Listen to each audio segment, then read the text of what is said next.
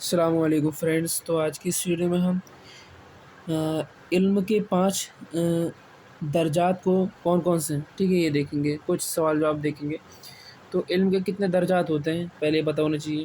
علم کے جو ہیں 5 درجات ہوتے ہیں، تو وہ ہیں خاموشی، سب سے پہلے کیا ہے، خاموشی سے سننا، کوئی بھی چیز اگر کوئی سمجھا رہا ہے نا، یا پڑھ رہا ہے اسے خاموشی سے سننا۔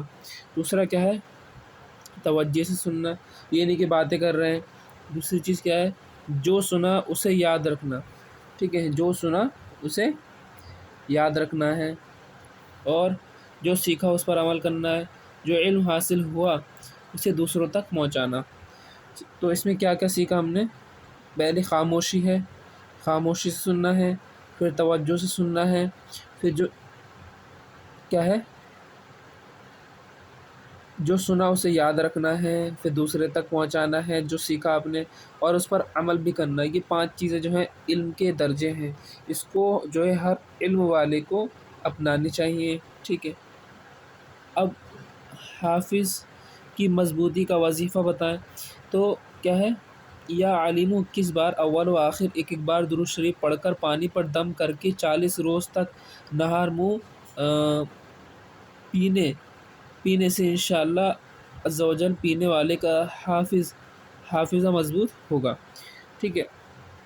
کسی کا حافظہ کمزور ہے یا کوئی چیز بھول جاتا ہے، یاد نہیں رکھ پاتا ہے، اس کے لیے کیا، یا علیم آپ 21 بار پڑھیں، اول و آخر درود شریف پڑھ کر پانی پر دم کر دیں، اس کو نہار منہ پئیں روزانہ 40 دن تک، تو اس سے کیا ہوگا، انشاءاللہ آپ کا حافظہ مضبوط ہو جائے گا۔ چلیے اب آگے کیا ہے، سبق یاد کرنے سے پہلے کون سی دعا پڑھنی چاہیے۔ سبق یاد کرنے سے پہلے کون سی دعا پڑھنی چاہیے، جب بھی آپ سبق پڑھیں یا قرآن پاک پڑھیں یا یاد کریں تو اس سے پہلے پڑھ لیں آپ، اللہم افتح علینا حکمتک وانشر علینا رحمتک یا ذا الجلال والاکرام پڑھنی چاہیے، یہ آیت پڑھنی چاہیے، ٹھیک ہے۔ اسے بتا دوں، اللہم افتح علینا حکمتک وانشر علینا رحمتک یا ذا الجلال والاکرام۔ اچھا، وضو کے کتنے فرائض ہیں، کون کون سے ہیں، یہ ہم بتا چکے تھے پہلے۔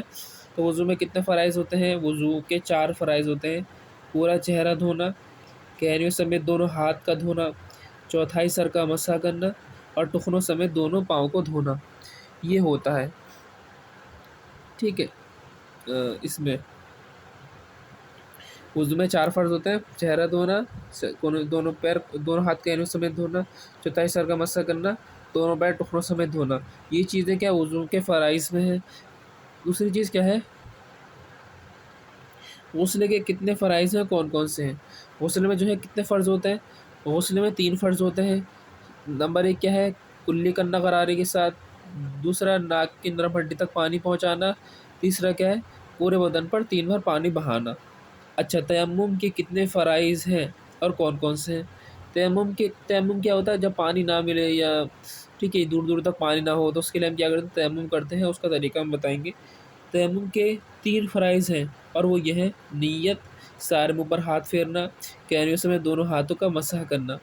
تیمم میں کیا ہوتا ہے، نیت ضروری ہے کہ میں نماز پڑھنے کے لیے یا قرآن پڑھنے کے لیے تیمم کر رہا ہوں۔ تیمم کیا ہوتا ہے، دونوں ہاتھ زمین پر جو مٹی ہے، جہاں پر مٹی گرد ہے اس پر پاک ہونی چاہیے، مسجد میں اس پر ہم ہاتھ رکھیں گے، اس کو جھاڑیں گے، پھر اس کو اپنے چہرے پر ملیں گے، دونوں ہاتھوں پر ملیں گے، تو وہی جو طریقہ ہوتا ہے اس کو ہم کہتے ہیں تیمم، کیونکہ اس میں کیا فرض ہے، نیت کرنا ضروری ہے، دوسری چیز کیا ہے، اوپر ہاتھ پھیرنا ہے، دونوں ہاتھوں کہنیوں سمیت دھونا ہے اس میں۔